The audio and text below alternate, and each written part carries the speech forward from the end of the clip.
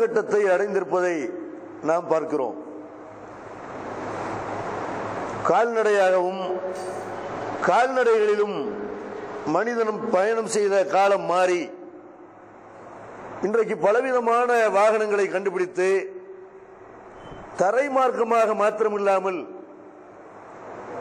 ஆகாய மார்க்கமாகவும் கூட பயணம் செய்கிற அளவுக்கு அப்படியெல்லாம் மனிதன் அறிவியல் புரட்சியை ஏற்படுத்தி இருக்கிறான். மனிதன் விமானத்தில் பறந்தது போக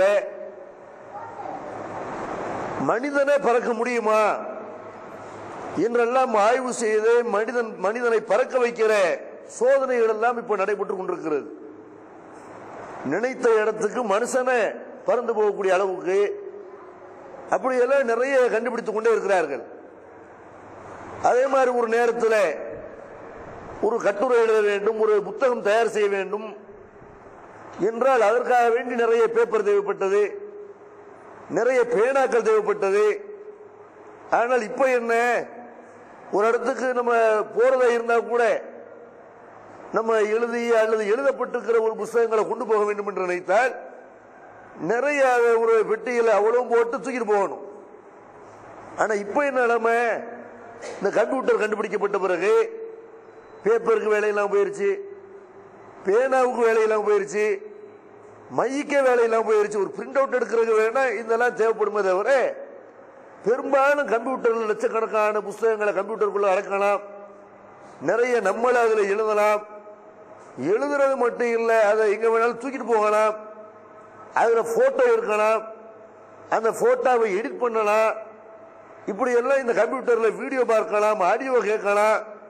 இப்படி பலவிதமான பயன்கள் கைக்குள்ள அடங்கி விட்டதை பார்க்கும் பொழுது உண்மையில மனுஷன் கடந்த காலத்தை விட ரொம்ப அறிவியல் வளர்ச்சியில் எங்கேயோ போய் கொண்டிருக்கிறான். இந்த கம்ப்யூட்டர் கூட, கம்ப்யூட்டர் என்ன, ஒரு நேரத்தில் கம்ப்யூட்டர் அதுக்கு 3 பொருள்கள் தேவை. முக்கியமா சிபியு தனியா இருக்கு, அந்த பிசி தனியா இருக்கு, அது போக கரண்ட் போயிருச்சுன்னா திடீர்னு அந்த இது ஆயிடக்கூடாது, அதுக்காக யூபிஎஸ் தனியா இருக்கு. இப்போ இதெல்லாம் இங்க தூக்கிட்டு போக முடியுமா? ஆனா அதெல்லாம் அட்வான்டேஜா போய் என்ன பண்ணான்னு கேட்டா லேப்டாப்னு உருவாக்கினான். கையிலே அடக்கம் அடி மேல வச்சுக்கிட்டு எங்க வேணாலும் செய்யலாம், கொண்டு போகலாம் என்று லேப்டாப் உண்டாக்குனா. லேப்டாப்லாம் அதெல்லாம் ரொம்ப பெருசா இருக்குது, வெயிட்டா இருக்குது அப்படின்னு டேப்லெட்டை உருவாக்குறான். அதெல்லாம் பெருசு, அதெல்லாம் சரியா வராது அப்படின்னு கைக்குள்ள ஆண்ட்ராய்டு ஆப்பிள் என்றெல்லாம் கைக்குள்ள எல்லாமே அடங்கி ஒரு பாக்கெட்ல தூக்கி வச்சு போயிடலாம். ஏராளமான புத்தகங்களை, ஏராளமான வீடியோ கேசட்டுகளை, ஆடியோ கேசட்டுகளை, ஏராளமான போட்டோக்களை அந்த போனுக்குள்ள வச்சு என்ன செய்யலாம், உலகத்தில் எங்க வேணாலும் கொண்டு போகலாம். ஒரு இடத்துக்கு நிகழ்ச்சிக்கு போறதா இருந்தா கூட இங்க இருந்து பல மணி நேரங்கள் பயணம் பண்ணி போகணும். இன்னைக்கு நிலைமை ஒரு அமெரிக்காவில் பேச வேண்டியிருக்கிறது. அமெரிக்காவில் அங்க உள்ள மக்களுக்கு பயணம் பண்ணணுமா, லண்டன்ல உள்ள மக்கள்கிட்ட பேசணுமா, இருந்த இடத்துல உட்கார்ந்து கொண்டு போனை பார்த்து கொண்டே பேசலாம். இப்ப அமெரிக்காவுக்கு பயணம் பண்ணாமல் அமெரிக்காவில் உள்ள மக்களுக்கு ஒரு அறிவுரை சொல்லலாம், ஒரு அங்க நடக்கிற ஒரு வியாபாரத்தை கவனிக்கலாம், அங்க உள்ள மக்கள்களை கண்காணிக்கலாம். இப்படி எல்லாம் மனுஷன் என்ன செய்யறான், கைக்குள்ள உலகத்தை கொண்டு வந்து விட்ட அளவுக்கு அப்படி எல்லாம் அறிவியல் வளர்ச்சியில நாளுக்கு நாள் மனுஷன் முன்னேறி போயிட்டே இருக்கிறான். அதுல பேசுற மட்டுமா, ஒரு நேரத்தில் பாத்தீங்கன்னா புறாவை தான் தூது அனுப்புவான். இங்க இருந்து என்ன செய்வான், ஒரு இடத்துக்கு செய்தி அனுப்பணும், புறா உலகம் புறா காலில் தான் அந்த கடிதத்தை கட்டி விட்டு ஓலையை கட்டி விட்டு அது கொண்டு போய் சேர்க்கும். அது சேர்ந்தாதான் நிச்சயம், திரும்பி அங்கிருந்து கொண்டு வந்தா நிச்சயம். அது போய் சேர்ந்துச்சா கிடைச்சிச்சா அதெல்லாம் தெரியாது. அல்லது தபால் எழுதி கொண்டிருந்தார்கள், உட்காந்து பக்கம் பக்கமா செய்வாங்க. இங்க இருந்து மாப்பிள்ளை வெளிநாட்டுக்கு போயிட்டாருந்தா அவர் அங்க போறதுக்கு 7 நாள் ஆகும். அங்க போய் கடிதம் எழுதுறாருன்னா இங்க சேர்றதுக்கு 15 நாள் ஆகும். ஒருத்தன் போய் சேர்ந்துட்டானா இல்லையான்னு தெரியறதுக்கு 1 மாசம் ஆயிரும். கப்பலுக்கு போன மச்சான்னு உட்காந்து காத்துக்கிட்டே இருக்க வேண்டியதுதான். என்ன ஆனு தெரியல, செத்துட்டானா இருக்கிறானா அதெல்லாம் தெரியாது. ஆனா இன்னைக்கு நிலைமை ஒவ்வொரு நிமிஷமும் தகவல் வந்துகிட்டே இருக்குது. உட்காந்து வாட்ஸ்அப்புங்கிறா, இப்ப வாட்ஸ்அப்ல புதுசா கால் பண்ணிக்கலாம்னு போட்டோ அனுப்புறது, வீடியோ அனுப்புறது, கால் பண்ணிக்கிறது என்றெல்லாம் பல வகையான கண்டுபிடிப்புகளை மனுஷன் கண்டுபிடிச்சிட்டே இருக்கான். ஒவ்வொரு நிமிஷமும் ஏர்போர்ட்ல உட்காந்து மெசேஜ் அனுப்புறான். அங்க போய் இன்னும் சொல்ல போனா வெளிநாட்டுல இருந்து போன் பண்ணாங்க மிரண்டு ஓடக்கூடிய அளவுக்கு தான் இருக்குது. போன் வராதான்னு காத்துக்கிட்டு இருந்த காலம் போய் இந்த போன் வந்துருச்ச மாப்பிள்ளைட்டு இருந்து ஓடி வாண்டு கூப்பிடுவாங்க. அந்த போஸ்ட் ஆபீஸ்ல தான் போன் இருக்கு. அப்படி தேடி ஒவ்வொரு ஆளு அந்த அவனுக்கு காசு காலி ஆகிட்டே இருக்கு. அது வேகமா என்ன செய்ய பேசிக்கிட்டு இருப்பான். இன்னைக்கு என்ன இன்னைக்கு ரொம்ப ஃப்ரீயா போயிருச்சு. ஸ்கைப்ல பேசுறான், வைபர்ல பேசுறான், வாட்ஸ்அப்ல பேசுறான். அது எல்லா வகையிலையும் ஒரு ஒரு நெட் கனெக்ஷன் மாத்திரம் இருந்தால், ஒரு இன்டர்நெட் கனெக்ஷன் இருந்தால் எல்லா வகையிலும் மனுஷன் செய்யறான், அதை பயன்படுத்தி கொடுக்குறான். அப்ப அப்படி வெளிநாட்டுல இருந்து போன் பண்ணாங்க, நம்மடி அறுக்க போறான், கொலை பண்ண போறான் அப்படின்னு ஓடுற அளவுக்கு தான் அந்த அதிகமான இந்த யூஸ் ஆகக்கூடியதை பார்க்கணும். அதே மாதிரி மனுஷன் செய்யறான், அந்த செல்போனு, கம்ப்யூட்டர் இதெல்லாம் கண்டுபிடிச்சதை விட ஜீனோம் ரகசியத்தை கண்டுபிடிச்சிட்டாங்க. ஜீனோம் ரகசியம் என்ன? மனிதன் எதுல இருந்து உருவானான்? குரங்குல இருந்து உருவானான்னு சொன்னாங்கல்ல. இந்த டார்வின்ங்கிறவன் என்ன செய்யறான், மனுஷன் என்னுடைய தாப்பம் குரங்கு, நான் குரங்குல இருந்து தான் உருவானேன் என்று சொல்றதுல பெருமைப்பட்டுக் கொண்டார்கள். அதை ஒரு தத்துவமாக சொல்லிக் கொண்டிருந்தார்கள். குரங்குதான் மனுஷனை மாறி இருக்கிறோம் என்றெல்லாம் பேசினார்கள். ஆனால் இன்னைக்கு என்ன செய்யறான்னு கேட்டா, மனிதனுடைய மரபணு ரத்தத்தை பார்த்தா வேற உயிரினங்களுடைய ரத்தமும் மனிதனுடைய ரத்தமும் நெருக்கமா இருக்கிறது. இதயத்தை பார்த்தா பன்றியினுடைய இதயம், மனிதனுடைய இதயம் அதெல்லாம் கொஞ்சம் நெருக்கமா இருக்கிறது. ஆனால் மரபணுவை எடுத்துக்கொண்டோமே ஆனால், மனுஷனுக்குள்ள இருக்கிற மரபணுவை எடுத்துக்கொண்டோமே ஆனால் 999% 1000 மரபணு இருக்குன்னு ஒரு 1000 வித்தியாச மனுஷர்கள் சொல்லலாம்ல. ஒரு மனுஷனுக்கு இன்னொரு மனுஷனுக்கு இடையில ஒரு 1000 வித்தியாசம் சொல்லலாம். ஆனால் இந்த மரபணுவை நம்ம எடுத்துக்கொண்டோமே ஆனால் 999 பொருத்தமா இருக்க. மனுஷன்ல இருந்தா மனுஷன் தோன்றி இருக்க முடியும். இவனுக்கு அவனுக்கு எந்த வித்தியாசமும் கிடையாது. மனிதனுங்கிற அடிப்படையில் மரபணு அந்த அளவுக்கு ஒத்து போகிறது. அப்ப குரங்குல இருந்து உருவாகல, பண்டிகைல இருந்து உருவாகல, புழுவுல இருந்து உருவாகல. மனுஷன் ஆப்பிரிக்காவுல பிறந்த ஒரு தாய்க்கும் தகப்பனுக்கும் பிறந்தவன் தான் மனித இனம் என்று இன்றைக்கு மரபணுல மனுஷன் எப்படி உண்டாக்கப்பட்டான், எப்படி படைக்கப்பட்டான் அதை தெரிஞ்சுக்கிட்டோம்னு என்ன செய்யறான், பெருமைப்படுறான். கடவுள் மனுஷனை ஒரு நேரத்தில் மனுஷன் படைக்கப்படல, குரங்குல பரிணாம வளர்ச்சி பெற்றான் அப்படின்லாம் சொன்னாங்க. இன்னைக்கு என்ன, படைக்கப்படதான் பண்ணிருக்கிறான். மனுஷன் படைக்கப்பட்டிருக்கிறான். ஒரு ஒரு சூப்பர் சக்தியினால மனுஷன் உருவாக்கப்பட்டிருக்கிறான். எப்படி உருவாக்கப்பட்டிருக்கிறான்? மனுஷன்ல இருந்தா மனுஷன் வந்திருக்கிறான், தவிர குரங்குல இருந்து வரல, பண்டிகைல இருந்து வரல என்றெல்லாம் அந்த மரபணுடைய ரகசிய ஜீனோமுடைய ரகசியத்தை கண்டுபிடிச்சிட்டேன் அப்படின்லாம் சொல்றான். அப்ப எல்லா வகையிலுமே மனுஷன் செய்யறான்னு கேட்டா நாளுக்கு நாள் முன்னேறி போய்கிட்டே இருக்கிறான். ஆனால் இப்படி எல்லாம் வளர்ச்சி கண்ட இந்த மனிதன் இன்னொரு பக்கத்துல பார்த்தோம்னா ஒழுக்கத்துல, பண்பாட்டுல, நேர்மையில அதுல பாதாளத்துல போறான். ஒரு பக்கம் பார்த்தா வளர்ந்துகிட்டு போயிட்டே இருக்கிறான், அவனுடைய முன்னேற்றத்துக்கு ஒரு அளவே இல்லாம இருக்கிறது. இன்னொரு பக்கம் பார்த்தா அந்த ஒழுக்கம் வளர்ந்துருக்குது அவன்கிட்ட. கடந்த காலத்துல இருந்ததை விட ஒழுக்கம் இருக்கான்னு கேட்டா கடந்த காலத்தை விட ரொம்ப கேடு கட்டு போயிருக்கிறான்.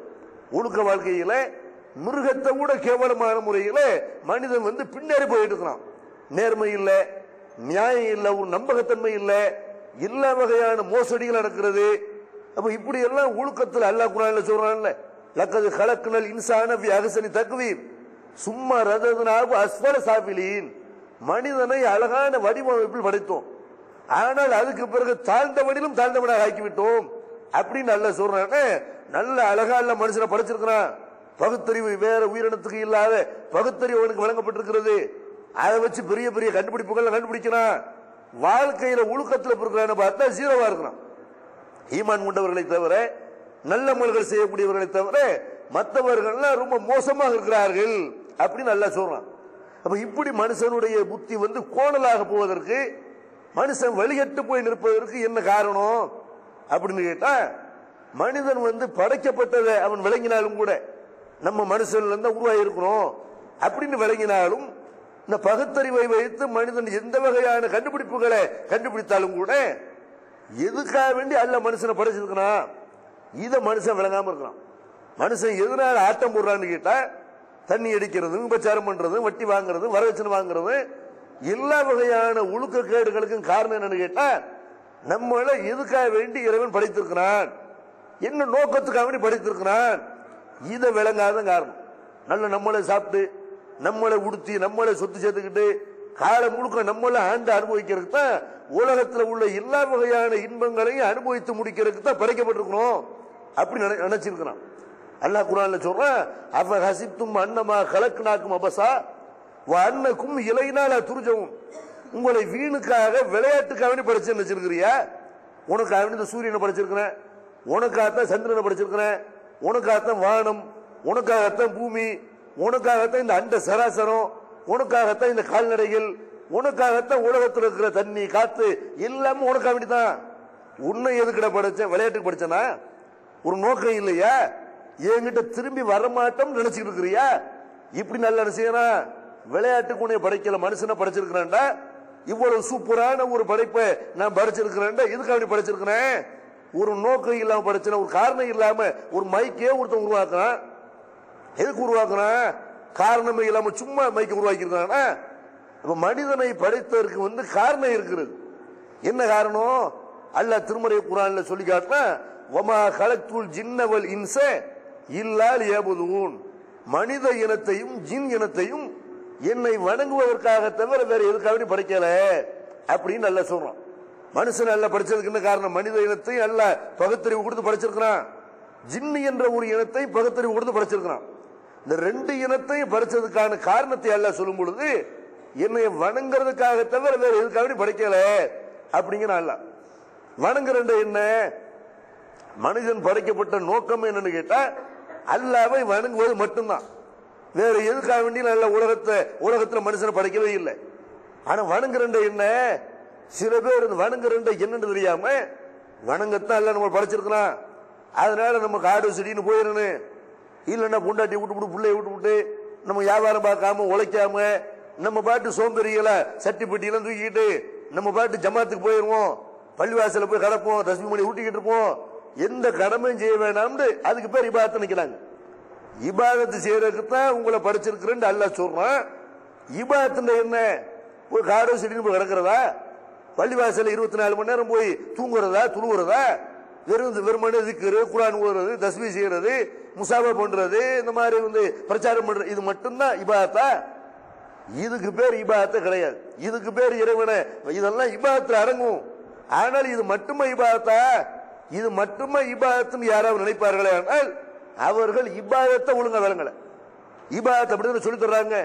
அல்லாஹ் வணங்கணும், அல்லாஹ் நம்ம துழுக மட்டும்தான் இபாதத் சொல்லி தர்றாங்க. ஆனால் நபிகள் நாயகம் ஸல்லல்லாஹு அலைஹி வஸல்லம் உங்க காலத்துல சில பேர் இது மட்டும் இபாதத் நினைச்சு ரசூலுல்லாஹ்ட்ட கேட்கறாங்க. ஒரு நபி தோழர் என்ன செய்யறாங்க? அபூ ஹுரைரா அவர்கள் அறிவிக்கக்கூடிய செய்தி திருமிதியில பார்க்கணும். ஒரு நபி தோழர் நபிகள் நாயகம் ஸல்லல்லாஹு அலைஹி வஸல்லம் கிட்ட வர்றாரு. அவர் ஒரு செய்தி சொல்றாரு. என்ன செய்தி சொல்றாரு? அவர் ஒரு இடத்துக்கு போறாரு.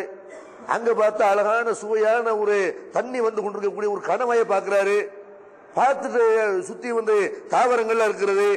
அதெல்லாம் பார்த்துட்டு நினைக்கிறாரு, ரொம்ப சூப்பரா இருக்குது, நல்ல நீரோடையா இருக்குது, இங்கே உட்கார்ந்துட்டு இங்கே விட்டு விலகிட்டு போய் எதுக்கு போய் ஃபித்னா பண்ணணும்?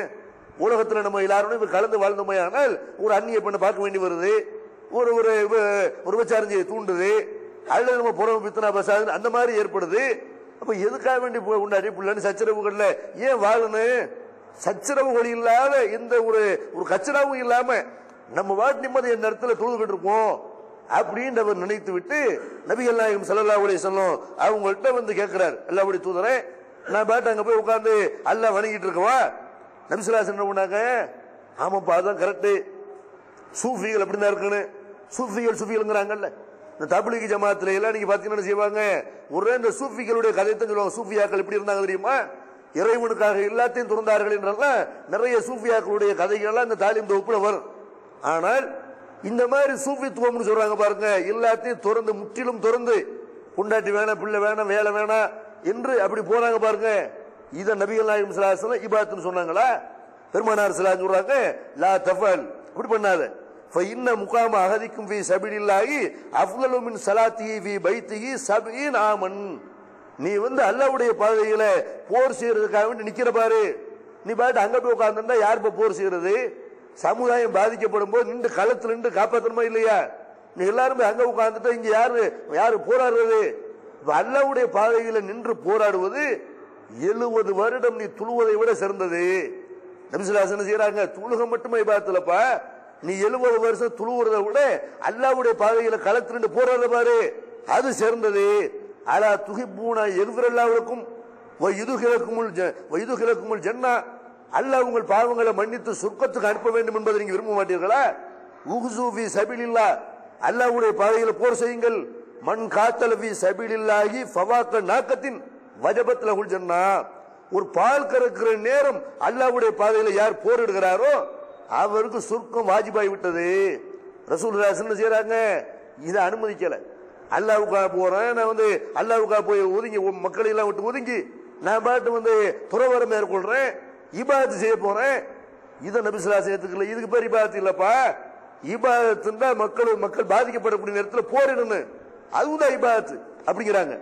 அதே மாதிரி இன்னொரு நபி தோழர் அவங்க சொல்றாங்க, நபிகள் நாயகம் ஸல்லல்லாஹு அலைஹி வஸல்லம் உங்களோட நாங்க ஒரு சிறு படையா கிளம்பணும். அப்போ ஒரு மனிதர் ஒரு குகையை கடந்து போறாரு. ஒரு நபி தோழர் என்ன செய்யறாரு, அவர் வர்ற வழியில ஒரு குகை இருக்கிறது. அந்த குகையை சுத்தி ஒரு அமைதியான இடமா இருக்கிறது, சுத்தி தாவரங்கள் இருக்கிறது. இந்த பச்சை பசேர்னு இருக்கக்கூடிய இந்த இடத்துல நம்ம இங்க உள்ள தண்ணியை குடிச்சிட்டு இங்க உள்ள ஒரு பழங்களை சாப்பிட்டுக்கிட்டு இந்த குகையில அல்லாஹ்வை தொழுதுகிட்டு இப்படியே நம்ம இருக்கலாம்னு நினைத்து ஆசைப்பட்டவர் என்ன செய்யறாருன்னா, நபிகள் நாயகம் ஸல்லல்லாஹு அலைஹி வஸல்லம் கிட்ட போய் அனுமதி கேட்போம். அவங்க அனுமதிச்சாங்கன்னா நம்ம இந்த இடத்துல இருப்போம், இல்லைன்னு அந்த வேலையை செய்ய வேணாம் அப்படின்னு ரசூலுல்லாஹி ஸல்லல்லாஹு அலைஹி வஸல்லம் கேட்கிறாரு. நபிகள் நாயகம் ஸல்லல்லாஹு அலைஹி வஸல்லம் என்ன சொன்னாங்க, இன்னிலம் உபாசுபில் யஹூதியத்தி வலாபி நஸரானியா, நான் யூத மார்க்கத்தையோ கிறிஸ்தவ மார்க்கத்தையோ கொண்டு வரவில்லை, வலாக்கின் புயிசுபில் ஹனிஃபத்தி சமா, தெளிவான நேரான மார்க்கத்தை கொண்டு வந்திருக்கிறோம்ப்பா. இதெல்லாம் யூத கலாச்சாரம், இதெல்லாம் நசரானிகளுடைய கலாச்சாரம். எது இந்த மாதிரி அல்லாஹ்வுக்கான இபாதத் செய்ய போறோம், கடவுளை வணங்க போறோம், நீங்க பாட்டு மக்களை விட்டு ஒதுங்கி போறதுக்கு பாரு, இது யூதர்களுடைய கலாச்சாரம், நசரானிகளுடைய கலாச்சாரம் என்று நபி ஸல்லல்லாஹு அலைஹி வஸல்லம் சொல்லிட்டு சொல்றாங்க. வல்லதி நஃப்சி முஹம்மதின் பி யதிஹி, இந்த முகமதுடைய உயிர் யாருடைய கையில் இருக்கிறதோ அந்த இறைவன் மீது ஆணையாக, ல கதுவத்துன் அவ் ரௌஹத்துன் ஃபீ சபீலில்லாஹ் கைரும் மின துன்யா வமா ஃபீஹா, அல்லாஹ்வுடைய பாதையில காலையிலயோ மாலையிலயோ சிறிது நேரம் போர் செய்யறது இந்த உலகத்தை விட அதுல உள்ள எல்லாத்தையும் விட சிறந்தது. வல முகாமு அஹதிக்கும் ஃபி ஸஃபி கைர் மின் ஸலாத்திஹி 60 சனா, ஒருத்தர் களத்தில் நின்று கொஞ்ச நேரம் போராடுறாரு பாருங்க, இது 60 வருடம் வணங்கியதை விட துளுவதை விட சிறந்தது என்று நபிகள் நாயகம் ஸல்லல்லாஹு அலைஹி வஸல்லம். இபாதத்துங்கிற பேர்ல என்னைய நான் திறந்து போயிடுறேன், செல்வம் வேணாம், சொத்து வேணாம், சுகம் வேணாம் இப்படின்னு போறது இபாதத்து இல்லைங்கிறாங்க. இபாதத்துனா மக்களை விட்டு ஒதுங்கி போற இபாதத்து இல்ல, மக்களோட மக்களை கலந்து நிக்கணும், மக்களுடைய பிரச்சனைகளை தலையிடணும் என்று நபிகள் நாயகம் ஸல்லல்லாஹு அலைஹி வஸல்லம் இபாதத்துனா இது இல்லைன்றாங்க. இந்த 40 நாள் வாங்க 4 மாசம் அவங்க கூப்பிடுறாங்க பாருங்க, இந்த 4 மாசம் போனா புண்டாட்டி பிள்ளை பார்க்க வேணாமா, அதெல்லாம் இபாதத்து இல்லை, புண்டாட்டி பிள்ளை பார்க்கறதெல்லாம் இபாதத்து இல்லைன்னு நினைக்கிறாங்க. வமா கலத்துல் ஜின்ன வல் இன்ஸ இல்லா லியபுதுன், மனித இனத்தையும் ஜின் இனத்தையும் என்னை வணங்குறதுக்காக தவிர வேற எதுக்கும் பறிக்கிறான்ல சொல்றான்ல. வணங்குறதுண்டா இவங்க என்ன அர்த்தம் வைக்கிறாங்கன்னு கேட்டா, வணங்குறா புண்டாட்டி பிள்ளை பார்க்கற வணங்குறது இல்ல, பிள்ளைகளுக்கு சில பேர் வணங்குறா என்ன, தொழுவுறதா வணங்குறது, பயான் பண்றத வணங்குறது, அதுக்கு பேர் வணக்கம் இல்ல. வணக்கம்னா அதோட இஸ்லாம் சுருக்கிறல. வணக்கம்னா என்ன, இபாதத்துனா என்ன, அப்து என்ற வார்த்தையிலிருந்து பிறந்ததான் இபாதத். அப்துன்ற என்ன, அடிமை. இபாதத்துனா அடிபணிகிறது. இறைவன் நமக்கு எஜமான், அவன் ஆர்டர் போடக்கூடியவன், அவனுக்கு நான் அடிமை, அவன் என்ன சொன்னாலும் கேட்பேன், அவன் எதையெல்லாம் தவிர்த்திருக்க சொல்றான் அதையெல்லாம் தவிர்த்திருப்பேன், இதுக்கு பேர் தான் இபாதத். இறைவன் ஒண்ணு சாப்பிட நமக்கு அனுமதிச்சிருக்கிறான், சோறு திங்கலான்னு அனுமதிச்சிருக்கிறான், சாப்பிட்டோம்னா அது இபாதத்து. சாப்பிடுற இபாதத்து இல்லையா, ஒண்ணு சாப்பிட கூடாதுங்கிறான்ல, சாப்பிடாம இருந்தா இபாதத்து. அல்ல எதையெல்லாம் சொல்றானோ அவனுடைய கட்டளைகளுக்கு அடிபணிஞ்சு நடக்கிற பேர் இபாதத்து. அல்ல எதையெல்லாம் தவிர்த்திருக்க சொல்றானோ அதுல இருந்தெல்லாம் விலகி நடக்கிற பேர் இபாதத். எந்த அளவுக்கு நபிகள் நாயகம் ஸல்லல்லாஹு அலைஹி வஸல்லம் இந்த இபாதத்தை பத்தி சொல்றாங்க. நபி ஸல்லல்லாஹு அலைஹி வஸல்லம் சொல்றாங்க, இன்னபி குல்லி தஸ்பீஹத்தின் சதகா, நீங்கள் சொல்லுகிற ஒவ்வொரு சுப்ஹானல்லாஹும் தர்ம சதகா, நன்மை வணக்கம். வ குல்லு தஹ்மீதத்தின் சதகா, அல்ஹம்துலில்லாஹ்னு சொல்றீங்களா அது சதகா. வ குல்லு தஹ்லீலத்தின் சதகா, அல்லாஹ்வுக்கு திக்ர் பண்றீங்கல்ல அது சதகா என்று நபி ஸல்லல்லாஹு அலைஹி வஸல்லம் சொல்லிட்டு சொல்றாங்க. வ அம்ருன் பில் மஅரூஃபி சதகா, நன்மையை ஏவுறது சதகா வணக்கம். வ நஹீன் அனில் முன்கர் சதகா, தீமையை தடுக்கிறது அது கூட தர்மம் தான். வஃபி புதுஇ அஹதிக்கும் சதகா, உங்கள ஒருத்தர் தன்னுடைய மனைவியோட இல்லற வாழ்க்கையில் ஈடுபடுறாரு அது கூட சதகா தான், நன்மை தான், வணக்கம் தாங்கிறாங்க. இப்ப வணக்கம் என்ன, அல்லாஹ் அனுமதிச்சிருக்கான். ரசூல் சஹாபாக்கள் இதை கேட்கிறாங்க ரசூலாட்ட, அல்லாஹ்வுடைய தூதரே நாங்க எங்க மனைவிட்ட சந்தோஷமா இருக்கிறது இது இபாதத்தா, இது எப்படி இபாதத்தாவும், எங்களுக்குள்ள சந்தோஷம் கிடைக்குது, எங்க மனைவிக்குள்ள சந்தோஷம் கிடைக்குது, இது எப்படி இபாதத்தாவும் வணங்குறதாவும். ரசூலுல்லாஹி சொல்றாங்க, அந்த இறைவன் ஹராமான முறையில் உங்களை இந்த இன்பத்தை அனுபவிக்க கூடாதுன்னு சொல்றான். நீங்க தவிர்த்திருக்கிறீங்களா இல்லையா, அந்த மாதிரி ஹராமான முறையில் போனீங்கன்னா ஒரு அந்நிய பெண்ணை போய் விபச்சாரம் செய்தால் பாவமா இல்லையா, பாவம் தான். அப்ப அல்லாஹ் ஹலாலாக்கி இருக்கிறதுனால தான் உன் மனைவியோட சந்தோஷமா இருக்கிறேன், அதுவும் இபாதத்து தான். அல்லாஹ் சொன்னதுனால மனைவியை அனுபவிக்கிற இது இபாதத் என்று நபிகள் நாயகம் ஸல்லல்லாஹு அலைஹி சொல்றாங்களே. இந்த கடமையை புறக்கணிச்சுட்டு வாங்கன்னு கூப்பிடுறாங்க. ஒரு வருஷம் போவோம், ஒரு 6 மாசம் ஒதுக்குங்க, 4 மாசம். இது பேர் இபாதத் இல்லையா? கல்யாணம் பண்ணதுக்காக வேண்டி அப்ப இது கூட இபாதத்துன்ற சொல்றாங்க. இபாதத்துனா என்னன்னு விளங்காம கூப்பிடுறாங்க. மனைவியை கவனிக்கிற பேர் இபாதத் இல்ல, துறவரம். இவரும் துறவரமா இருக்கிறாரு, மனைவியவும் அப்படி இருக்க சொல்றாரு. அப்ப மனைவியோட சந்தோஷமா இருப்பது இது இபாதத் ரசூலுல்லாஹ் சொல்றாங்க. சந்தோஷமா இருக்கிற மட்டும் இல்ல, சாப்பாடு கொடுக்கறது கூட, சாப்பாடு ஊட்டி வரீங்க பாருங்க, இது இபாதத் ரசூலுல்லாஹ் சொல்றாங்க. நபிகள் நாயகம் ஸல்லல்லாஹு அலைஹி சொல்றாங்க, இன்னக்கலன் துன்ஃபிக நஃபகத்தன் தப்தகி பிஹா வஜ்ஹல்லாஹி இல்லா உஜிர்த அலைஹா ஹத்தா மா தஜ்அல ஃபி ஃபிம்ராத்திக. நீ அல்லாஹ்வுடைய திருப்தியை நாடி எதை செலவு பண்ணாலும் சரி அதுக்கு கூலி இருக்குது அப்படின்னு சொல்லிட்டு ரசூலுல்லாஹ் சொல்றாங்க. உன் மனைவி வாயில நீ ஊட்டக்கூடிய ஒரு கவலை உணவு இருக்கு பாரு, இதுக்கும் கூலி இருக்கு. அல்லாட்ட போய் நீ சொல்லலாம், யா அல்லாஹ் நான் சாப்பிடும் போது முன்னாடி பக்கத்துல வச்சு நான் சாப்பாடு ஊட்டி விட்டேன் என்று இதுக்கு எனக்கு கூலி கொடு இப்படின்னு கேட்கல. இதுக்கு கூலி இருக்கிறது, இது தர்மம், இது ஒரு வணக்கம், இபாதத்து என்று ரசூலுல்லாஹ் சொல்றாங்கட்டா. அப்ப இதெல்லாம் இபாதத்துல நினைச்சோமா? நிறைய குடும்பங்களை பாத்தீங்கன்னா இந்த மனைவிக்கு மிச்சம் மீது தான் கிடைக்கும். மனைவிட்டு அவளு மனசே இல்லையா, பக்கத்துல உட்கார வச்சு நீ சாப்பிடும் நானும் சாப்பிடும் அதெல்லாம் இருக்குமா? அது எனக்கு ரசத்தை அப்படி திண்டுக்கிறேன். நம்ம ஈரல் கல்லுமாங்க முக்கியமான ஐட்டம் நம்ம காலி பண்ணிடுவோம் என்று அப்படித்தானே ஓடுது. ரசூலுல்லாஹ் சொல்றாங்க, இது இபாதத். முன்னாடி ஊட்டி விடு, அது இபாதத்து. அப்ப பாசம் வரும், நேசம் வரும். ஒரு குடும்பம் இல்லாத அவங்க போய் ஒரு பிரச்சாரம் பண்ண முடியும், அவர் போய் ஒரு சமுதாயத்தில் போய் சமுதாய பணி செய்ய முடியும், அவர் போய் வியாபாரம் பண்ண முடியும். குடும்பம் நல்லா இருக்குன்னு மனைவிக்கு ஊட்டி விட்டீர்களே, ஆனால் அது தருமோ? மனைவியோட சந்தோஷமா இருக்கிற மட்டும் இல்ல, பிள்ளைகளை கொஞ்சம் கூட இபாதத் தான். நபிகள் நாயகம் ஸல்லல்லாஹு அலைஹி வஸல்லம் அவங்க தன்னுடைய பேர பிள்ளைகளை கொஞ்சம் இருக்கிறாங்க, தூக்கி முத்தம் கொடுக்குறாங்க. அப்போ ஒரு நபி தொழு வர்றாரு, அக்ரா இப்னு ஹாபிஸ் சொல்லக்கூடிய அவர் பாக்குறாரு. அவருக்கு ஆச்சரியமா இருக்கு, ரசூலுல்லாஹ் பெரிய மனுஷன், சின்ன பிள்ளைய வச்சு கொஞ்சம் இருக்கிறாரு, பிள்ளைகளை வச்சு பிள்ளைகளோட விளையாண்டு இருக்கிறாரு அப்படிங்கிற மாதிரி நிறைய நினைப்பாங்க. பிள்ளைய ஒருத்தர் பள்ளிவாசம் கூட்டு வந்தவங்க, இந்த ஆளுக்கு வேலையில எங்க போனாலும் பிள்ளைய கூட்டு வருவாரு இப்படின்னு சொல்றாங்கல்ல. அவர் பிள்ளைகளை கூட்டு வர்றது, பிள்ளைய தூக்கி மடியில் வைக்கிறது, இதெல்லாம் தான் பிள்ளைய ஒருத்தன் கொஞ்சிறது அது ஒரு பெரிய பாவமா நினைக்கிறாங்க. இதெல்லாம் ஒரு நல்ல ஹேபிட் இல்லை அப்படின்னு நினைக்கிறாங்க. ஆனா ரசூலுல்லாஹ் அவங்க அப்படிதான் இருந்திருக்கிறாங்க. துளுவ போனா கூட அவங்களுடைய பேத்தி உமாமா கழுத்துல உட்காந்துக்குருவாங்களாம். அப்ப ரசூலுல்லாஹ் ருக்கு போகும்போது இறக்கி விட்டுருவாங்க. அப்புறமேல திரும்ப செய்வாங்க, கழுத்துல தூக்கி வச்சுக்கிடுவாங்க. இல்லைன்னா பிள்ளைய விட்டாங்க தெருவில் போயிட்டு என்ன செய்யறது, ஏதோ பிரச்சனை ஆயிடுச்சு என்ன செய்யறது, பிள்ளைய வைத்துக் கொண்டு தொழுகிறார்கள். இதெல்லாம் அவர் பார்க்கிறாரு, பார்த்து ஆச்சரியமா இருக்கு. அல்லாஹ்வுடைய தூதர் எனக்கு 10 பிள்ளை இருக்குது, நான் அப்படிலாம் கொஞ்சம் நாங்கெல்லாம் முத்தம் கொடுக்கறது இல்லையே. எங்க ஊர்ல எல்லாம் இந்த பிள்ளைகளை கொஞ்சம் வளர்க்க, பிள்ளைகளை தொடர மாட்டோம், நெருங்க மாட்டோம். இன்னைக்கு அந்த மாதிரி தாப்பா இருக்கிறாங்க. தாய் தான் பிள்ளைய வச்சு வச்சு பார்ப்பாங்களே தவிர தாப்பனார் பார்த்தா எதிரியை பார்த்த மாதிரி பார்ப்பான். பிள்ளைக்கு தாப்பனார் கடையில் உறவு இருக்கு, சண்டைக்கார மாதிரி தான் இருக்கு. தாப்பனார் பார்த்தாலும் ஒரு சின்ன விளையாண்டுகிட்டு இருப்பான் ரோட்ல, தாப்பனார் பார்த்தோம்னா வீட்டுக்குள்ள ஓடி போயிடும், அம்மாடி வந்துட்டாரு வில்ல வந்துட்டான் அப்படிங்கிற மாதிரி அப்படித்தானே உறவுகள் இருக்குது. ரசூலுல்லாஹ் என்ன செய்யறாங்க, அவர் இப்படி சொல்றாரு, சொன்னவனு சொல்றாங்க, மல்லா இருகம் லா இருகம், யார் கருணை காட்டவில்லையோ அவர் கருணை காட்டப்பட மாட்டார். அல்லாஹ்வுடைய கருணை கிடைக்கிற அந்த பிள்ளைகளை கொஞ்சம்ப்பா, இது இபாதத். இதுல அல்லாஹ்வுடைய அன்பு இருக்கு, அல்லாஹ்வுடைய அன்பு உனக்கு கிடைக்கும். அல்லாஹ்வுடைய நெருக்கம், அல்லாஹ்வுடைய நேசம் தொழுவுறது மட்டும் தான் கிடைக்குமா? நோன்பு வைக்கிறது மட்டும் தான் கிடைக்குமா? பிள்ளைகளை கொஞ்சம் கிடைக்கும். யார் கருணை காட்டவில்லையோ அவர் கருணை காட்டப்பட மாட்டார் என்று நபி ஸல்லல்லாஹு அலைஹி வஸல்லம் அதை சொல்றாங்க. அதே மாதிரி சொல்றாங்க, அல்லாஹ்வுடைய பாதையில தர்மம் பண்ணிருங்க. எத்தனையோ பெரிய பெரிய மகான்கள்லாம் அப்படி வாரி இறைத்து விட்டார்கள் என்றெல்லாம் சொத்துக்களை எல்லாம் இழந்துட்டு போக சொல்றாங்க சில ஆளுங்க வணக்கம்ங்கிற பேர்ல.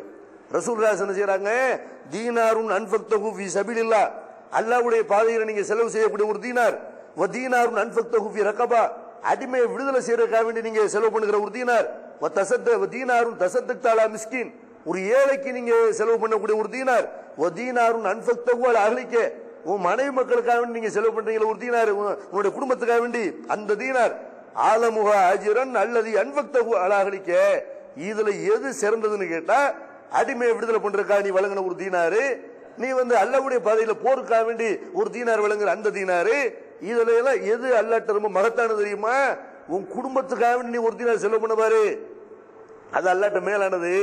அவ பொண்டாட்டி பிள்ளைக்குன்னு ஒருத்தர் செலவு பண்றான்னு வைங்க, சொத்து சேர்க்கிறது, உங்களுக்கு துணிமணி வாங்கி தர்றது, உங்களுக்கு நகை வாங்கி தர்றது, உங்களுக்கு உங்களுடைய படிப்பு செலவை பாக்குறது, இதெல்லாம் ரசூலுல்லாஹி ஸல்லல்லாஹு அலைஹி வஸல்லம் வணக்கம்ங்கறாங்க. அப்ப ஊர் முழுக்க எல்லாத்தையும் வாரி அரிச்சுங்க, பள்ளிவாசலுக்கு கொடுத்துருங்க, மாரி சாவுக்கு எல்லாத்தையும் கொடுத்துருங்க, அனாதை இல்லத்துக்கு எழுதி வச்சிருங்க என்று ரசூலுல்லாஹி ஸல்லல்லாஹு அலைஹி வஸல்லம் அந்த மாதிரி சொன்னாங்களா? குடும்பத்துக்காக செலவு செய்யற அது கூட வணக்கம் இப்படின்னாங்க ரசூலுல்லாஹ். அதே மாதிரி நபிசுல்லாசம் சொல்றாங்க, நபிசுல்லாசம் உங்கள்கிட்ட ஒருத்தர் கேட்கிறாரு, அல்லாஹ்வுடைய தூதரே ஐயுல் ஜிகாதி அஃதல், ஜிகாதிலே பெரிய ஜிகாதி எது?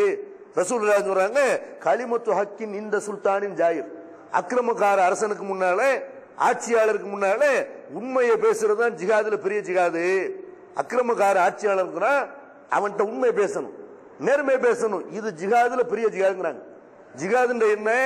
தொழுக, நோன்பு. ரசூலுல்லாஹ் சொல்றாங்க 70 வருஷம் நின்று வணங்குறத விட அல்லாஹ்வுடைய பாதையில ஒரு பால் கறக்கிற அளவுக்கு நேரம் நீ நின்று போடுறது சேர்ந்தன்னு சொன்னாங்க பாருங்க. 70 வருஷம் துளுவுறத விட கொஞ்ச நேரம் போர்ல நிற்பது பெரிய வணக்காது, பெரிய இபாத், இபாதத்திலேயே தலையான இபாத் அது. அந்த ஜிகாதுல பெரிய ஜிகாது ரசூலுல்லாஹ் கேட்கும்போது சொல்றாங்க, எது பெரிய ஜிகாது? அக்கிரமக்கார ஆட்சி நடக்குத கண்டிக்கணும்.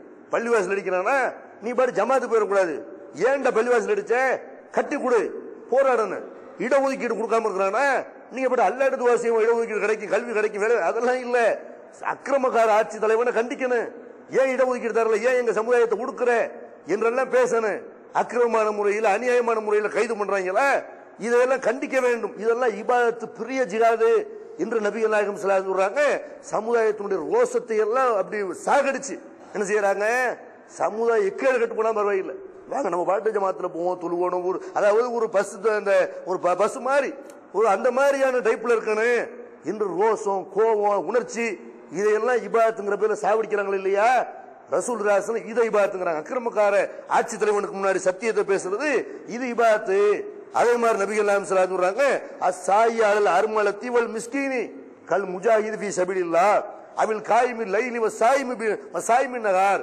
யார் ஏழைக்காக வேண்டியும் விதவைக்காக வேண்டியும் பாடுபடுறாரோ, முயற்சிக்கிறாரோ, சமுதாயத்தில் ஏழ்மை நிலையில் உள்ளவங்க இருக்கிறாங்க, அவங்களுக்காக வேண்டி ஒரு ஆள் செய்யறாரு, முயற்சி பண்றாரு, அவங்களுடைய ஏழ்மை நிலையை போக்குறதுக்கு முயற்சி பண்றாரு, வறுமையை போக்குறதுக்கு முயற்சி பண்றாரு. இவரு அல்லாஹ்வுடைய பாதையில ஜிஹாது செய்யறவர் மாதிரி, இரவில் நின்று வணங்கி பகல்ல நோன்பு வச்சவர் மாதிரி. ரசூலுல்லாஹ் எதை இபாதத்துங்கறாங்க? ஏழைக்கா பாடுபடுறது அதை இபாதத்துங்கறாங்க. இன்னும் சொல்ல போனா நபிகள் நாயகம் ஸல்லல்லாஹு அலைஹி வஸல்லம் சொல்றாங்க, மறுமை நாளையில் அல்லாஹ் என்ன செய்வான்? மறுமையில விசாரிப்பான். ஒவ்வொரு ஆளையும் கூப்பிட்டு விசாரிப்பான்ல, முதல் விசாரணையை தொழுகை பற்றி தான் அப்படின்னு சொல்லுவாங்க. அதெல்லாம் இருக்குது. இபாதத்தை விசாரிக்கும் போது தொழுகை எல்லாம் விசாரிப்பான். ஆனால் சமுதாயம் ரொம்ப வறுமையில உழன்று கொண்டிருக்கும் போது, சமுதாயம் அதுல பாதாளத்தில் விழுந்து கிடக்கும் போது, ஒருத்தன் அதை கண்டுக்கிறாம அவன் மட்டும் சாம்பாரும் கத்திரிக்காயும் நெய்ச்சோறும் பிரியாணி தின்னு இருந்தா இதெல்லாம் யாரு கண்டுக்க? வறுமை யாரு கண்டுக்கிறது? போத்திக்கிறதுக்கு போர்வை இல்லாம இருக்கிறானே, ஒரு இருக்க வீடு இல்லாம இருக்கிறானே, சாப்பிடுறதுக்கு அன்றாடம் காட்சிகளா சாப்பிடுறதுக்கு சாப்பாடு இல்லாம இருக்கிறானே, இவனையெல்லாம் கண்டுக்கிற வேணாமா? பள்ளிவாசல் கிடக்கிற மட்டும் மார்க்கமா? அல்ல மறுமையில் இதையும் விசாரிப்பான். ரசூலுல்லாஹ் சொல்றாங்க, ஏண்டா நான் உங்கள்கிட்ட பசிக்குதுன்னு உங்ககிட்ட வந்தனே, எனக்கு சோறு கொடுத்தியா? அல்ல கேட்பானா, யாருல நீ உலகத்துக்கெல்லாம் கொடுக்குறவன், சாப்பாடு கொடுக்குறவன், நீ எங்க என்கிட்ட பசியோட உனக்கு என்ன பசி? நீ எப்படி என்கிட்ட வருவ? நான் எப்படி கொடுக்க முடியும்? அல்ல சொல்லுவானா, ஒரு 7 அடியான் உங்ககிட்ட வந்தான, பசின்னு வந்தானா, ஒரு 10 ரூபா கொடுத்தியா? பட்டாசு வாங்கி கரியாக்குனீங்களே, கல்யாணம்ங்கிற பேர்ல ஆடம்பரமா வீண் வரை பண்ணீங்களே, ஒரு ஏழைக்கு ட்ரெஸ் வாங்கி கொடுத்தியாடா? ஒரு ஏழைக்கு சோறு போட்டியா? அவனுக்கு கொடுத்திருந்தால் எனக்கு கொடுத்த மாதிரி நடந்துக்கிட்டு இருப்பேன், அப்படிமா? இல்ல அதே மாதிரி எல்லாம் என்ன செய்வான்? அவங்க கிட்ட கேட்பான், ஏன்னா உனக்கு என்கிட்ட வழி இல்லாம உங்ககிட்ட வந்தேன்ல, தண்ணி இல்லைன்னு வந்தேன், தண்ணி கேட்டு வந்தேன், நீ தண்ணி கொடுத்தியா? யாருல நீ உலகத்துக்கெல்லாம் தண்ணி கொடுக்குறவன், உனக்கு அப்படி நான் தண்ணி கொடுக்கறது? உனக்கு அப்படி நான் டீ பால் போட்டு தர்றது? அப்ப அல்லாஹ் சொல்லுவான், ஒருத்தன் ஒரு விருந்தாளி வந்தான்ல, ஒரு ஏழை வந்தான்ல, அவனுக்கு நீர் புகட்டி இருந்தால் எனக்கு புகட்ட மாதிரி எடுத்துக்கிட்டு இருப்பேன், போட நரகத்துக்குமா. அதே மாதிரி அல்லாஹ் கேட்பான், நான் நோயாளி வந்தனே, என்ன நோய் விசாரிச்சியா? எனக்கு உதவி பண்ணனியா? மருத்துவ உதவி பண்ணனியா? என்றெல்லாம் அல்லாஹ் மறுமையில் இப்படி கேட்டேன்னு செய்வான். இதெல்லாம் இதுக்குள்ள அடி இருக்கிறது. எவன் ஒரு ஏழை மருத்துவம் பார்க்கிற வழி இல்லாம இருக்கும்போது கண்ணு காணாம இருக்கிறானோ, வறுமையில சமுதாயம் உழலும் போது உணர்ச்சிட்டு இருக்கிறானோ, ஒரு வீடு இல்லாத நிலைமையில எத்தனையோ ஏழைகள் இருக்கும்போது கண்டு காணாம இருக்கிறானோ, இதுக்கெல்லாம் மறுமையில விசாரணை இருக்குது. காசு பண்ண உள்ள ஆளுகளுக்கு அடி போல இருக்கிறது. அப்ப இது இபாதத் இல்லையா? இது இன்னைக்கு பார்க்கிற சமுதாயத்தில் எவ்வளவு பேர் படிக்க வழி இல்லாம இருக்கிறார்கள், நோட்டு புத்தகம் வாங்க வழி இல்லாம. காலேஜில் சேர்க்கிறேன்னு சொல்லல, ஒரு நோட்டு புத்தகம் வாங்க வழி இல்லாத நிலைமையில எத்தனை ஏழைகள் இருக்கிறார்கள். அதுக்கும் கடன் வாங்கி நோட்டு வாங்குறதா கூட கடன் வாங்கணும், ஒரு பென்சில் பேனா வாங்குறதா கடன் வாங்கணும். இந்த மாதிரி நிலைமையில சமுதாயம் இருக்கிறாங்க இல்லையா? எத்தனை ஏழைகள் இருக்கிறாங்க, இருக்க வீடு இல்லாம இருக்கிறாங்க. ஒரு மருத்துவ உதவி, ஒரு ஹார்ட் ஆபரேஷன் பண்ணணும், இல்ல வேற ஏதாவது உங்களுக்கு ஒரு மருத்துவ உதவி வழி இருக்காது, சொந்தக்காரங்க கவனிக்க மாட்டீங்கன்னா வழி இருக்காது. சமுதாயத்தில் மார்க்கத்தை படித்தவர்களும் மார்க்க அடிப்படையில் நடக்கிறோம் சொல்லக்கூடிய ஆள்களே இதெல்லாம் கண்டு காணாம இருக்கிறாங்க. செத்தால் எத்தனை பேர் செத்து போயிடுறாங்க. மருத்துவம் பண்றதுக்கு வழி இல்லாம, வசதி இல்லாம எத்தனை பேர் செத்து போயிடுறான். அப்ப இந்த மாதிரி மருத்துவ உதவி செய்யறது மார்க்கத்தில் இபாதத் இல்லையா? இதெல்லாம் இபாதத் இல்லையா? இதெல்லாம் சொல்ல மாட்டேங்கிறாங்க. அதே மாதிரி எத்தனை பேர் ஒரு தையல் மிஷின் வாங்கி கொடுத்தா பொழைச்சிக்கிறோம், ஒரு கிரைண்டர் வாங்கி கொடுத்தா பொழைச்சிக்கிறோம். அதையெல்லாம் செய்ய மாட்டேங்கிறாங்க. அதெல்லாம் கண்டுகொள்ளாமல் இருக்கிறார்கள். அதே மாதிரி ஜக்காத்து மார்க்கத்தில் தொழுகை, நோன்பு சொல்லப்பட்டிருக்கிறது. திக்ரு, குர்ஆன் ஓதுறதெல்லாம் அதெல்லாம் இபாதத் தான். ஜக்காத்னு ஒரு கடமை இருக்கா இல்லையா? கட்டாய கடமையாக மார்க்கம் சொல்லுதா இல்லையா? ஜக்காத்தை பத்தி பேசுறாங்களா? பேச மாட்டாங்க. பெரிய பெரிய பண முதலைகள்லாம் என்ன செய்யறாங்க? நாங்க அல்லாஹ்வுடைய பாதையில போறோம்னு போறாங்களே தவிர காசு எடுத்து கொடுப்பா, நீ அல்லாஹ்வுடைய பாதையில போய் நீ என்ன காசு பண்ண செலவு பண்றியா? உனக்கு போறதுக்கு செலவு பண்ற, திங்கிறதுக்கு செலவு பண்ற. சமுதாயத்தில் எத்தனை பேர் ஏழையா இருக்கிறான்னு அவனுக்கு கொடுத்தியா? அல்லாஹ் கேட்பான் இல்லை? ஜக்காத்துன்னு ஒரு கடமை இருக்கிற, தங்க வெள்ளி உன்னுடைய சொத்துக்கள் அவ்வளவு கணக்கு பண்ணி ஜக்காத்து கொடுக்கணுமே. இதெல்லாம் செய்ய மாட்டேங்கிறாங்க. இதெல்லாம் தௌஹீத் ஜமாஅத் இதெல்லாம் மக்கள்கிட்ட கலெக்ட் பண்றோம். நம்ம என்ன செய்யறோம்? ஜக்காத்தை கலெக்ட் பண்றோம். ஃபித்ரா கொடுக்குற இபாதத் தானே.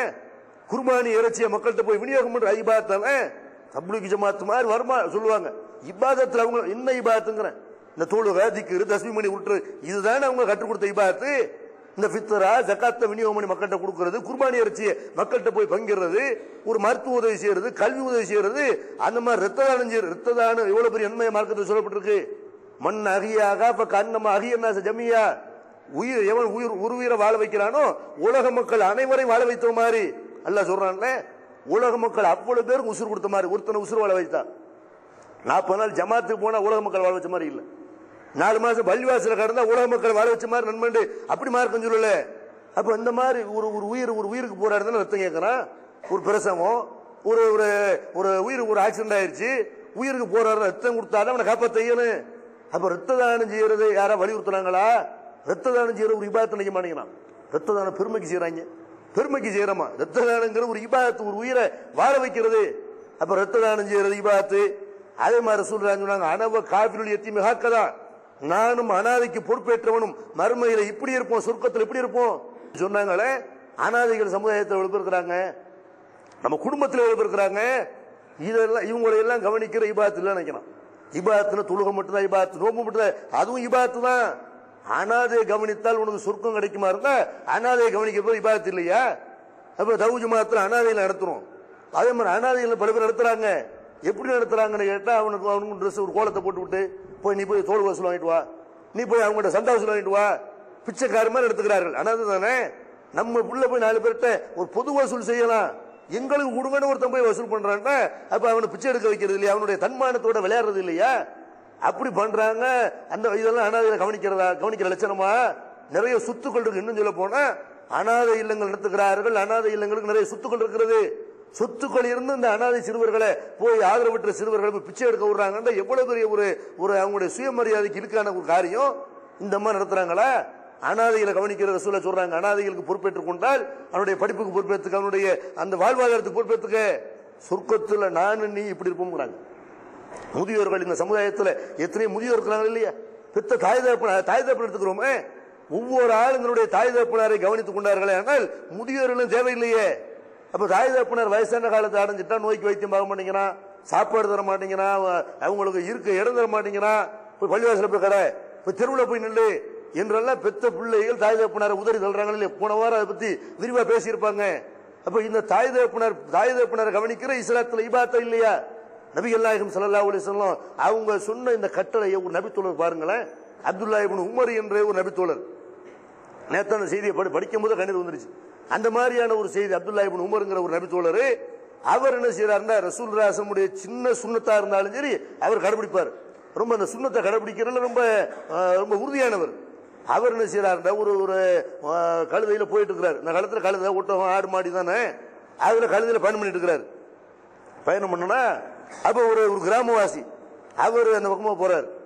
இவர் அப்துல்லா இப்னு உமர் என்ன செய்யறாரு, இறங்கி அவரை கூப்பிட்டு நீங்க கழுதையில உட்காருங்க, நான் நடந்து வர்றேன், நீங்க உட்காருங்க அப்படின்னு கூப்பிட்டு தலையில கட்டிருக்கிற தலைப்பாக எடுத்து அவரை அதுல உட்கார வைத்து இது மாதிரி நல்ல ஜம்முன்னு வாங்க இப்படின்னு கௌரவிக்கிறாரு. அப்ப அதை பார்த்த மத்த ஆள்களும் கேட்கறாங்க, இவங்க கிராமவாசி, கொஞ்சம் கொடுத்தாலும் திருப்தி அடைஞ்சிருவாங்க, ஏதாவது காசு படத்தை கொடுத்து அனுப்புவீங்களா, உட்கார வச்சு உங்களை தலைப்பாக கழட்டி இந்த மாதிரிலாம் நீங்க கண்ணியப்படுத்துறீங்களே, என்ன அல்ல உங்களுடைய நிலைமை சீராக்கட்டும், என்ன விளங்கி செய்றீங்களா விளங்காம செய்றீங்களா என்றெல்லாம் கேட்கிறார்கள். அப்ப அப்துல்லா இப்னு உமர் சொல்றாங்க, ரசூலுல்லாஹி ஸல்லல்லாஹு அலைஹி வஸல்லம் நான் கேட்டிருக்கிறேன், இன்ன அபர்ரல் பர்ரி சிலத்துல் வலதி அகல உத்தி அபி, அதாவது நல்லறங்கள்லயே மிகச்சிறந்த நல்லற எதுன்னு கேட்டா, தாப்புனார் யாரோட ரொம்ப நெருக்கமாக பாசமாக இருந்தாரோ அவரை கௌரவிக்கிறது தான் நன்மையிலே சிறந்த நன்மை. தாப்புனை கவனிக்க மாட்டேங்கிறான், பெத்து தாப்புனை கவனிக்க மாட்டேங்கிறான். ஆனா அவர் என்ன செய்யறாரு, அந்த தாப்புனாரோட ஒருத்தர் உறவா இருந்தார்ல, நல்லிணக்கமா உமர் இப்னு கத்தாப் அவர்களோட அவர் உமர்ல ஒரு ஆளை நேசிச்சிருக்கிறாரு. அவர் உமர்லாவுக்கு பிறகு உமர்ல என்னோட தாப்புனாருக்கு ரொம்ப நேசமான ஒருவர் அப்படின்னு அவரை இந்த அளவு கண்ணியப்படுத்த தன்னுடைய வாகனத்தை கொடுத்து தன்னுடைய தலைப்பாகையை கொடுத்து இப்படி கண்ணியப்படுத்துறாரு. இதுதான் நன்மையில சிறந்த நன்மை. எது? தாப்புனை கவனிப்பது இஸ்லாத்து நன்மை. தாப்புனுக்கு அண்ணன் தம்பி மாமா எத்தனை பேர் சொந்தக்காரங்க இருப்பாங்கல்ல, தாப்புனுக்கு நண்பர்கள் இருப்பாங்கல்ல, அவங்களை எல்லாம் கௌரவிங்க, அவங்களோட எல்லாம் சேர்ந்துருங்க, என்னங்க இணக்கமா இருங்க என்றெல்லாம் நபிகள் நாயகம் ஸல்லல்லாஹு அலைஹி வஸல்லம் இபாதத்திலே பெரிய இபாதத்து இதான் சொன்னாங்க. நான் ஒரு இபாதத்தில் இருக்கிறேன் அப்படிங்கிறாருன்னா இது இபாதத்தா இல்லையா? தாயை கவனிக்கிறது, தாப்பனை கவனிக்கிறது, அவங்களுடைய உறவினர்களை எத்தனை பேர் உறவோடு சேர்ந்திருக்கிறோம், சொந்தக்காரர்களோட பேசாதவர்கள் எத்தனை பேரு, சொந்தக்காரங்க கஷ்டப்படும் போது வேடிக்கை பார்த்து கொண்டு போய் எத்தனை பேரு, அப்ப எத்தனை பேர் கிட்னி பாதிக்கப்பட்டிருப்பாங்க. கிட்னிங்கிறது அல்ல நமக்கு ரெண்டு கொடுத்த ஸ்டெப்னி அவனு கொடுத்துக்கணும். கிட்னியை வந்து எல்லாம் செய்யணும், எல்லாருக்கும் ரெண்டு ரெண்டு கிட்னி இருக்கிறது, ஒன்னு தான் யூஸ் ஆகும், இன்னொன்னு ஸ்டெப்னியா வச்சிருக்கிறான். எவனுக்காக கிட்னி சேர்ந்து போயிடும், சொந்தக்கார ரத்த பந்த உறவு உள்ளவர்கள் வந்து நீங்க கொடுத்தீங்கன்னா அவனை காப்பாற்ற முடியும் அப்படின்னு ரெண்டு ரெண்டு அல்ல கொடுத்துருக்கான, ஸ்டெப்னியா கொடுத்துருக்கான. இதை தானம் பண்ண வேண்டும் என்று இதெல்லாம் இபாதத்தில் யாராவது சொன்னார்களா? இதெல்லாம் இபாதத். ஒரு உயிரை வாழ வைக்கிறது, கிட்னியை கொடுத்தா உயிரை வாழ வைக்க முடியுமா? அப்ப இப்படி எல்லாம் சொந்தக்காரர்களுக்கு பல வகையில் உதவி செய்யலாம்.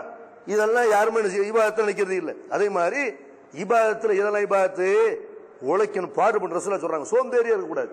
சும்மா எத்தனை பேர் பார்த்தீங்கன்னா வேலை போகாம வெட்டியா சுத்திக்கிட்டு இருப்பான், அவனை எல்லாம் திட்டுவாங்க. ஒரு வெளிநாட்டு போகல, ஒரு வேலை பார்க்கல, ஒரு கடையில பணிக்க வேணாம், எல்லாம் திட்டுவாங்க. அதே நேரத்தில் அவன் வேலைக்கு போகாம ஊர் சுத்தாம ஜமாத்துல பண்ணுவீங்களேன், எங்கப்பா என்ன இபாத்து, என்ன இவன் சோம்பேறியா இல்லையா? இப்ப சுத்திக்கிட்டு இருக்கிறவன் சோம்பேறியா, ஜமாத்துல போய் வேலைக்கு போக மாட்டீங்க, ஜமாத்துல ஒருத்தன் போயிட்டு என்ன செய்றீங்க, இந்த மாதிரி ஆளுக்கு பொண்ணு தருவானா, என்ன செய்யறாரு மாப்பிள்ள, ஜமாத்துல போறாரு, ஜமாத்துல போறாரு, சரி பொண்ணுக்கு அப்படி சோறு போடுவாரு, பொண்ணுக்கு அப்படி வீடு கொடுப்பாரு, பொண்ணுக்கு அப்படி நகை நட்டு செய்வாரு, அப்ப ஜமாத்துல போறாரு, இதை பெருமையான செய்ய பேசிக்கிறாங்க. நபிகள் நாயகம் ஸல்லல்லாஹு அலைஹி வஸல்லம் சொல்றாங்க, மா அக்கல் அகதும் தாமன் கத்தும் கைரும் மின் ஏகுலமின் அமல் எதுகி வ இன்ன நபியல்லாஹி தாவூத் அலைஹிஸ்ஸலாம் கான ஏகுலமின் அமல் எதுகி. ஒரு மனிதன் சாப்பிடுற சாப்பாட்டிலேயே சிறந்த சாப்பாடு அவனுடைய கையால் உழைத்து உண்ணக்கூடிய உணவு தான். அதுக்கு நிகரான உணவு எதுவுமே கிடையாது. ரசூலுல்லாஹ் சொல்றாங்க, தாப்பன் சொத்தை சாப்பிடுற சிறப்பு இல்லப்பா, பாட்டு முப்பாட்டு சொத்தை ஆண்டு அனுபவிக்கிறியே அது சிறப்பு இல்ல, வாரிசு சொத்தை அனுபவிக்கிறத விட நீ உழைச்சு திங்கிற பாரு. தாவூத் நபி கையால் உழைத்து சாப்பிட்டு இருக்கிறார்கள், நீ கஷ்டப்படு, நீ நல்லா இரு, ஏழைகளுக்கும் கொடுத்து உதவி பண்ணு என்று நபிகள் நாயகம் ஸல்லல்லாஹு அலைஹி வஸல்லம் உழைக்கிறதே நமக்கு வலியுறுத்தினாங்க. அது இபாதத்தா இல்லையா மார்க்கத்தில்? அதெல்லாம் நமக்கு சொல்லப்பட்டிருக்கா இல்லையா? பக்கத்து வீட்டுக்காரர்களை கவனிக்கணும் இருக்கு மார்க்கத்தில். ஏதில் பைனல் இஸ்னைனி சதகா, ரெண்டு பேருக்கு மத்தியில் பிரச்சனை இருக்கிறது, அதை தீர்த்து வைத்தீர்களே ஆனால் அது சதகாங்கிறாங்க ரசூலுல்லாஹ். ரெண்டு பேருக்கு மத்தியில் சண்டை இருக்குது, குடும்ப தகராறு இருக்குது, நீங்க பாட்டு அல்லாஹ் பார்க்க அல்லாஹ் துறவு போறேன்டா, குடும்ப தகராறுல போய் தலையிடுங்க, நேர்மையான முறையில் தீர்ப்பு சொல்லுங்க. சொத்து தகராறு இருக்கு, வாய்க்க தகராறு இருக்கிறது, எத்தனை நில தகராறு இருக்கிறது, அதுல போய் தலையிட்டு ஒரு குடும்பத்தார், நீ குடும்பத்தார் இருக்கிற அதட்டி அவன் என்ன செய்ய முடியும்? ஒரு அயோக்கியம் இருக்கிறான், ஒரு அடுத்தவன் சொத்தை அபகரிச்சுட்டு இருக்கிறான், நல்ல சொந்தக்காரன் நல்லா தெரியுது, நீ நல்ல பண வசதி உள்ளவனா இருக்கிற, அதிகாரம் படைச்சவனா இருக்கிற, நீ தலையிட்டால் அதை சரியான முறையில் தீர்ப்பு சொல்ல முடியுமா முடியாதா? அவனை கண்ட்ரோல்ல கொண்டு வர முடியுமா முடியாதா? அக்கிரமக்காரனுக்கு எதிராக நம்ம களத்தில் இறங்கணுமா இல்லையா? அதை இபாத்துங்கிற ரசூலுல்லாஹ். நேர்மையான முறையில் தீர்ப்பு வழங்குவீர்களே ஆனால் அது இபாத்து அப்படிங்கிறாங்க. அதே மாதிரி ரோட்ல போறீங்க, ரசூலுல்லாஹ் சொல்றாங்க, ஒரு மனிதரை வந்து ரசூலுல்லாஹ் சொர்க்கத்தில் பாக்குறாங்க, சொர்க்கத்தில் நடமாடுறாரு, எதனால ஒரு சொர்க்கத்தில் இருக்கிறான்னு ரசூலுல்லாஹ் கேட்கிறாங்க.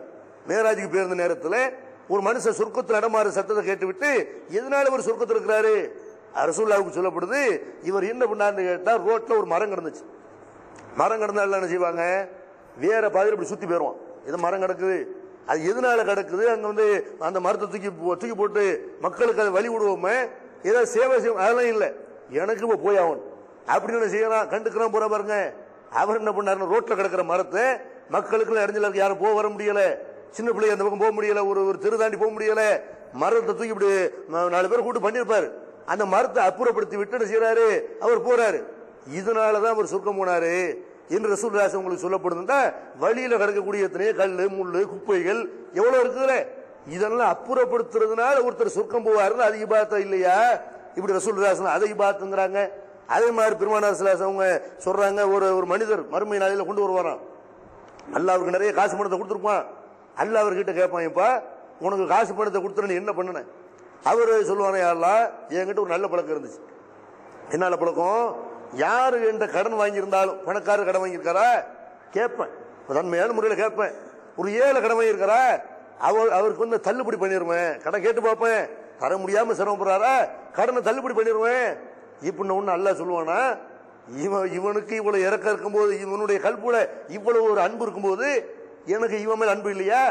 மலக்குகளை கூப்பிட்டு இவனுடைய எந்த பாவங்களும் கண்டுக்கிறாரு, சொர்க்கத்துக்கு அனுப்பு என்று நபி ஸல்லல்லாஹு அலைஹி வஸல்லம் அல்லாஹ் சொல்றாங்க. அல்லாஹ் மறுமையில் என்ன செய்வானா, அவருடைய கடனை யார் தள்ளுபடி பண்றாங்களோ அவங்களுடைய பாவங்களை எல்லாம் வந்து அல்லாஹ் மன்னிச்சிருவான், கண்டுக்கிற மாட்டான் என்று சொன்னால் கடனை தள்ளுபடி பண்ற இபாதத்தா இல்லையா? எவ்வளவு பேர் கடனாளிகள் இருக்கிறாங்க, தெருவில் நடமாட முடியாம கடன் வாங்கியிருப்பான், அடைக்கிறதுக்கு வழி இருக்காது, சோர்ஸ் இருக்காது. கடனை வாங்கி இன்னொரு கடன் அடைக்க, அங்க கடனை வாங்கி இந்த கடன் அடைக்க, இப்படியே ஒரு சோர்ஸ் இல்லாம கடனை வாங்கிட்டு தெருவில் தலகா செத்து போனவெல்லாம் இருக்கணும், தற்கொலை பண்ணிக்கிட்டாலாம் இருக்கணும். கடனை வாங்கி விட்டு நம்ம சொந்த பந்தங்களை தெரிந்தவர்கள் இப்படி எத்தனை பேர் இருக்கிறாங்க? வசதி உள்ளவர்கள், செல்வம் படைத்தவர்கள், இவங்களையெல்லாம் கண்டுகிட்டா அது இபாதத்தா இல்லையா? கண்டு காணாம இருக்கிறாங்க, செத்து துளையிட்ட என்ன பண்ணிட்டேன் என்று அந்த மாதிரி இருக்கிற இவ்வளவு நல்ல மனுஷனா இருப்பான். கடனுடைய வாழ்க்கையில வந்தவொன்னு தடுமாற ஆரம்பிச்சிருவான், வேற மாதிரி போயிடுவான், மென்டலா கூட ஆயிடுவான். அப்ப அந்த மாதிரி கடனை தள்ளுபடி பண்ணினால் அல்லாஹ் பாவங்களை தள்ளுபடி பண்றான் என்று ரசூலுல்லாஹி ஸல்லல்லாஹு அலைஹி சொல்றாங்க. இது இபாதத்தா இல்லையா? இப்படி நோயாளி நல்லா விசாரிக்கிற இபாதத்து, ஒரு உயிரினத்துக்கு மேல அன்பு காட்டுற பிற உயிரினங்கள் ஆடு மாடு கழுதை குதிரை இருக்கு பாருங்க, இதுக்கு மேல அன்பு காட்டுற இபாதத்து என்றெல்லாம் நபிகள் நாயகம் ஸல்லல்லாஹு அலைஹி வஸல்லம் எவ்வளவோ விஷயங்கள் நமக்கு என்ன செய்யறாங்க, அறிவுறுத்துறாங்க. இதெல்லாம் சொர்க்கத்தை கொண்டு போகக்கூடிய காரியம் அப்படிங்கிறாங்கடா. அப்ப இபாதத்துக்கு என்ன அர்த்தம்? தொழுகோணம் மட்டும் இபாதத்து இல்லை. வமா கலத்துல் ஜின்னவல் இன்ச இல்லா லியபுதூன், மனித இனத்தையும் ஜின் இனத்தையும் என்னை வணங்குவதற்காக தவிர எதுக்கும் படைக்கல. எப்படி நல்லா சொல்றானே, அதுல அல்லாஹ் சொன்ன அவ்வளவு வந்துடும்.